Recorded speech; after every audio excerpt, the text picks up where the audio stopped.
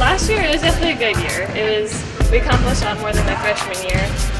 I think this year what we're trying to do is build off of our weaknesses last year. So I think if we focus on the little things that we didn't do great on last year, it'll really come together. And this year it feels really good. So far, preseason, practices, the team, everyone's working really hard. Well, not to sound too much in the Olympic theme, but bigger, faster, stronger. That's pretty much the goal every summer. In our sport, playing high above the net is very important. Speed for the back row players is very important, and that was the case this year. And definitely, I think we've done that. How much, we'll see. We're a little tired and sore as every team is right now during preseason. We'll maybe know more in about a week as we get back to one practice a day. From our first practice, our practice this morning, ball control's improved a ton already. We're working on the setter-hitter connections. Those are starting to come together. So I think in the next week we'll see even more progress and we'll be ready for our invitational.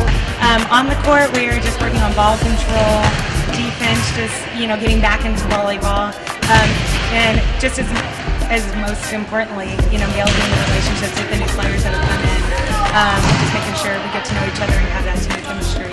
That is a little weird not having seniors this year, but I think the junior class definitely has to step up and take that role as being leaders on the team. But I think it also makes us a little closer because we're closer in age this year, and so we've had great team chemistry this entire preseason so far. Yeah.